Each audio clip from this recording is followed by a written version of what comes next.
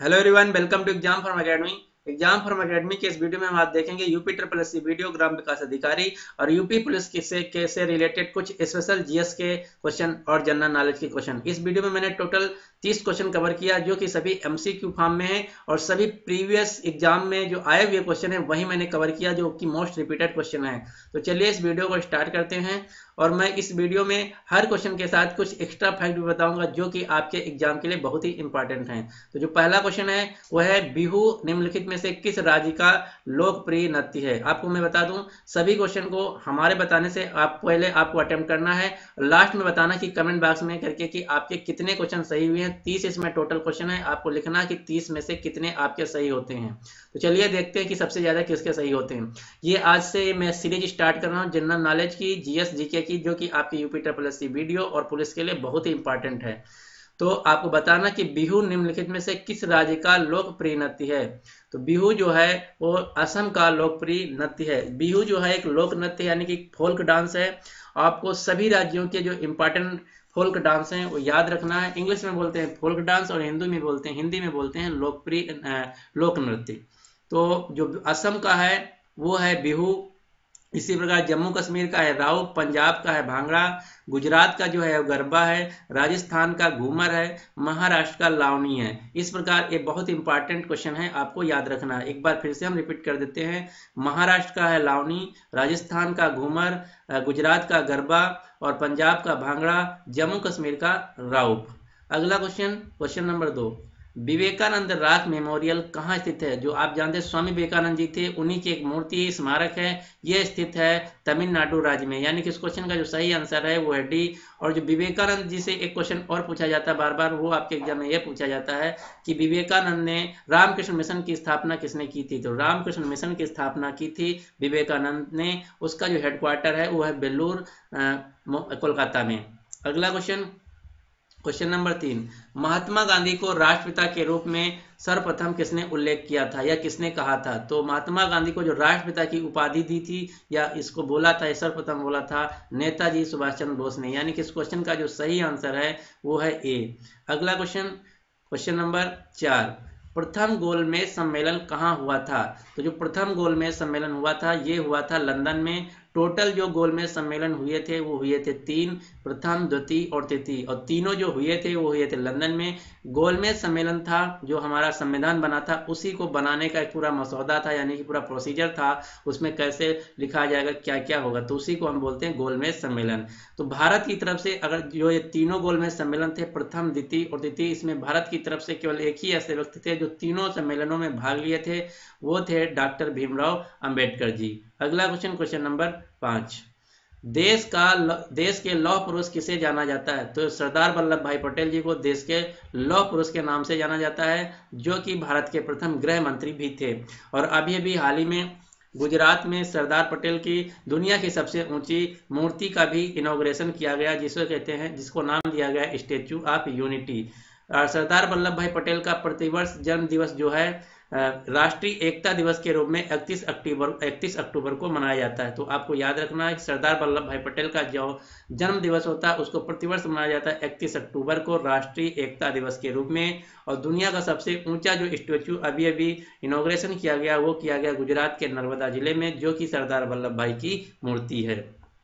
अगला, इसकी जो टोटल ऊंचाई है ये भी आपको याद रखना है, क्वेश्चन एग्जाम में पूछा जा सकता है। इसकी जो टोटल ऊंचाई है वो 182 मीटर। इससे पहले जो दुनिया की सबसे ऊंची स्टेचू थी वो थी चीन की बुद्धा टेम्पल, जो की थी 152 मीटर। अगला question, question number 4। Mahatma Gandhi को अर्धनंगा फकीर किसने कहा था। तो ये कहा था एक व्यक्ति थे ब्रिटिश के, जिनका नाम था चर्चिल, यानी कि इस क्वेश्चन का जो सही आंसर है सी, चर्चिल ने महात्मा गांधी को अर्धनंगा फकीर कहा था। अगला question, question number 7। Mahatma Gandhi निम्नलिखित में से किससे सबसे अधिक प्रभावित थे। तो ये जो महात्मा गांधी थे ये सबसे ज्यादा जो प्रभावित थे वो थे लियो टॉल्स्टॉय से। लियो टॉल्स्टॉय एक रूसी लेखक और दार्शनिक थे, यानी कि इस क्वेश्चन का जो सही आंसर है वो है बी। अगला question, question number 8। Mahatma Gandhi का जन्म कब हुआ था? तो महात्मा गांधी का जो जन्म हुआ था वो हुआ था 2 अक्टूबर 1859 में 69 में, यानी कि इस क्वेश्चन का जो सही आंसर है वो है बी। महात्मा गांधी का जन्म 2 अक्टूबर 1869 को पोरबंदर शहर में गुजरात में हुआ था। और उनका जो पूरा नाम था वो था मोहनदास करमचंद्र गांधी, और इनकी जो पत्नी का नाम था वो था कस्तूरबा गांधी। और महात्मा गांधी जी के जो पिता थे उनका नाम था करमचंद गांधी, और इनकी माता का जो नाम था वो था पुतलीबाई। ये सभी आपको क्वेश्चन याद रखना है।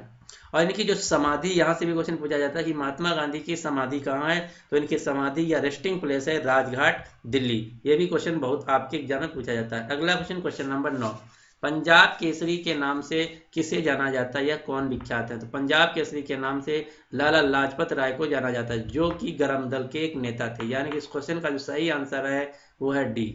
अगला क्वेश्चन, क्वेश्चन नंबर 10, निम्नलिखित में से कौन सी गंगा की सहायक नदी नहीं है? तो अगर आपको सभी गंगा की सहायक नदियां पता हैं तो आप इसमें से तुरंत क्वेश्चन कर पाएंगे, वरना नहीं। तो गंगा की सहायक नदियां कौन कौन सी हैं? सोन नदी गंगा की सहायक नदी है, गंडक भी सहायक नदी है, कोसी भी सहायक नदी है। जो नहीं है वो है सुवर्ण रेखा। तो सुवर्ण रेखा ही क्वेश्चन का सही आंसर है। अगला क्वेश्चन, क्वेश्चन नंबर 11, गायत्री मंत्र किस पुस्तक से लिया गया है? तो गायत्री मंत्र जो है वो लिया गया है ऋग्वेद से। यानी कि इस क्वेश्चन का जो सही आंसर है वो है ए। और ऋग्वेद जितने भी 4 वेद हैं, सामवेद, यजुर्वेद, अथर्ववेद, इनमें सबसे जो पुराना वेद है वो है ऋग्वेद। ये भी क्वेश्चन पूछा जाता है। और जो सबसे लेटेस्ट है वो है अथर्ववेद। अगला क्वेश्चन, क्वेश्चन नंबर 12, हिंदी किस लिपि में लिखी जाती है? तो हिंदी जो है वो देवनागरी लिपि में लिखी जाती है। यानी कि इस क्वेश्चन का जो सही आंसर है वो है सी। अगला क्वेश्चन, क्वेश्चन नंबर 13, ब्रह्मी लिपि को सबसे पहले किसने स्पष्ट किया या ब्रह्मी लिपि को सबसे पहले किसने पढ़ा था? तो ब्रह्मी लिपि को सबसे पहले पढ़ा था जेम्स प्रिंसप ने। यानी कि इस क्वेश्चन का जो सही आंसर है वो है ए। और जो अशोक के शिलालेख प्राप्त हुए उनमें जो लेख लिखा हुआ है उस पर भी ब्रह्मी लेख लिखा हुआ है। ये भी क्वेश्चन आपको याद रखना है। अगला क्वेश्चन, क्वेश्चन नंबर 14, राष्ट्रीय विज्ञान दिवस किस दिन मनाया जाता है? तो भारत में प्रतिवर्ष 28 फरवरी को राष्ट्रीय विज्ञान दिवस यानी कि नेशनल साइंस डे मनाया जाता है। आपको ये भी पता होना चाहिए कि ये क्यों मनाया जाता है।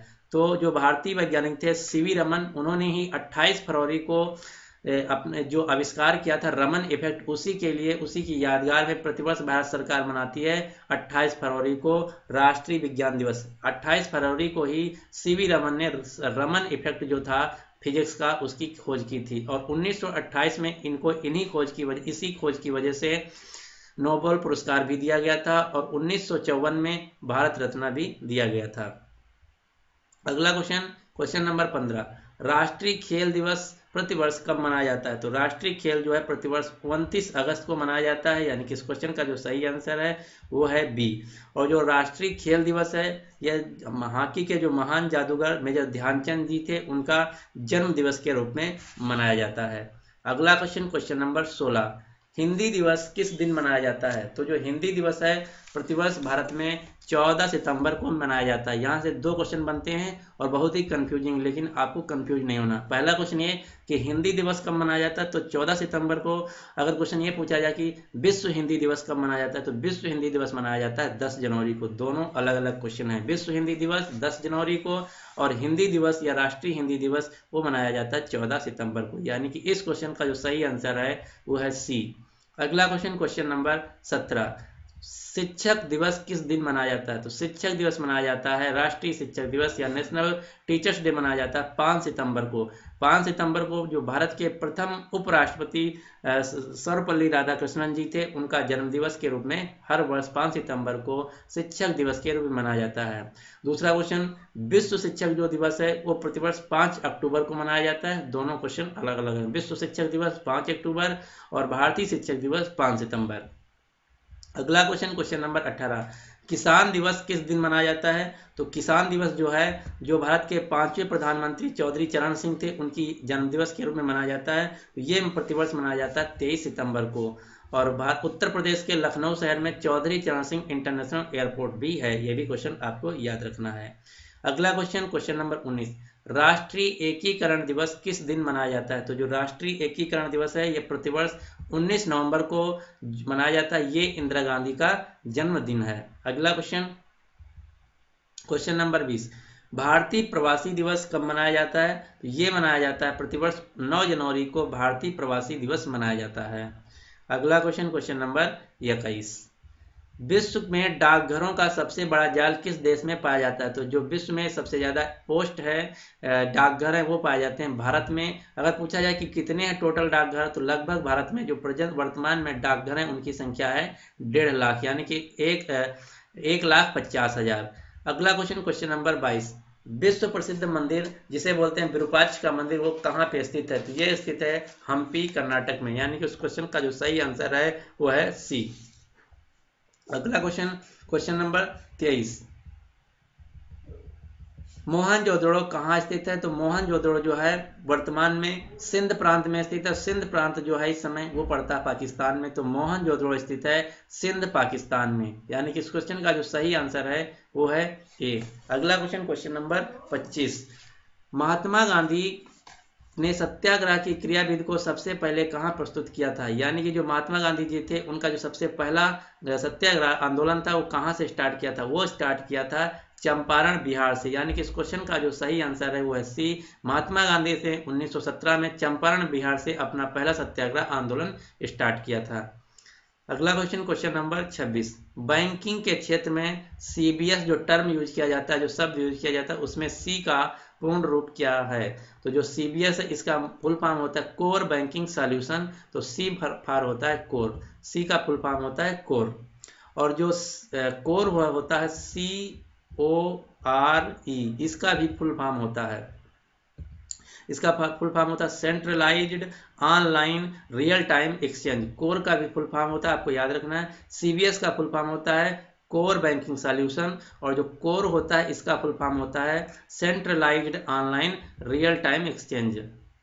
अगला क्वेश्चन, क्वेश्चन नंबर 27, कैड का पूर्ण रूप क्या है? यानी कि कैड का फुल फॉर्म क्या है? तो कैड का फुल फॉर्म होता है कंप्यूटर एडेड डिजाइन, यानी कि इस क्वेश्चन का जो सही आंसर है वो है सी। अगला क्वेश्चन, क्वेश्चन नंबर 28, OMR का पूर्ण रूप क्या है? तो OMR का फुल फॉर्म होता है ऑप्टिकल मार्क रीडर। जो आप पहले ऑफलाइन पेपर दिए होते थे उसमें जो OMR मिलता था वो OMR मशीन से चेक होता था, उसी AMR का फुल फॉर्म पूछा जाता, तो इसका फुल फॉर्म होता है ऑप्टिकल मार्क रीडर। अगला क्वेश्चन, क्वेश्चन नंबर 29, इनमें से कौन सा सर्च इंजन नहीं है? तो आपको पहले ये पता होना चाहिए कि कौन कौन से सर्च इंजन हैं। गूगल एक सर्च इंजन सभी यूज करते हैं, याहू भी एक सर्च इंजन है, जो बैदू है ये भी एक सर्च इंजन है, लेकिन ये भारत में नहीं यूज किया जाता, ये सिर्फ और सिर्फ चाइना में चलता है। चाइना जो है ये जो बैदू है ये चाइना का एक सर्च इंजन है, और जो वाल फार्म है ये सर्च इंजन नहीं है, यानी कि इस क्वेश्चन का जो सही आंसर होगा वाल फार्म अल्फा एक सर्च इंजन नहीं है। गूगल सर्च इंजन है, याहू सर्च इंजन है, और बैदू भी सर्च इंजन है जो कि चाइना में यूज किया जाता है, यानी कि इस क्वेश्चन का जो सही आंसर है वो है डी। अगला क्वेश्चन, लोकसभा का उम्मीदवार होने के लिए अल्पतम या न्यूनतम आयु क्या होना चाहिए? तो दो चीजें आपको याद रखना, दो क्वेश्चन। हमारा जो संसद है उसमें दो सदन होते हैं, एक लोकसभा एक होता है राज्यसभा। तो राज्यसभा का उम्मीदवार बनने के लिए जो मिनिमम आयु चाहिए वो होनी चाहिए 25 वर्ष, और जो राज्यसभा का उम्मीदवार बनने के लिए मिनिमम आयु होनी चाहिए वो होनी चाहिए 30 वर्ष। लेकिन इस क्वेश्चन में पूछा गया लोकसभा, तो इस क्वेश्चन का सही आंसर है 25, यानी कि ए, लोकसभा के लिए 25 वर्ष और राज्यसभा के लिए 30 वर्ष। तो इस प्रकार से मैं टोटल 30 क्वेश्चन इस वीडियो में कवर कर लिया हूं, और नेक्स्ट 30 क्वेश्चन मैं अगले वीडियो में कल कवर करूंगा। तब तक के लिए आप ये वीडियो देखते रहिए। दूसरी बात, अब आपके लिए क्वेश्चन की प्रतिवर्ष शिक्षक दिवस किस दिन मनाया जाता है? तो इस क्वेश्चन का आपको सही आंसर कमेंट बॉक्स में बताना है, और साथ ही साथ ये भी बताना कि आपके टोटल 30 में से कितने क्वेश्चन सही हुए हैं। देखते हैं कि किससे सबसे ज्यादा क्वेश्चन सही हुए हैं। तो उम्मीद करता हूं कि आपको वीडियो पसंद आया होगा। अगर आपको वीडियो पसंद आया तो प्लीज लाइक कर दीजिए, और साथ ही साथ अपने दोस्तों के साथ भी शेयर कर दीजिए जो यूपी SSC वीडियो, ग्राम विकास अधिकारी या फिर यूपी पुलिस या यूपी के अन्य एग्जामों की तैयारी कर रहे हैं। अगर अभी तक इस चैनल एग्जाम फॉर्म अकेडमी को आप सब्सक्राइब नहीं किए तो आपको नीचे एक रेड बटन दिख रहा होगा, इस पर प्रेस करके इस चैनल को सब्सक्राइब कर लीजिए, जिससे कि मैं जैसे नेक्स्ट वीडियो लाऊं आपको तुरंत नोटिफिकेशन मिल जाए और आपका कोई भी वीडियो मिस ना हो। तो so finally thanks for watching and good luck for your exam.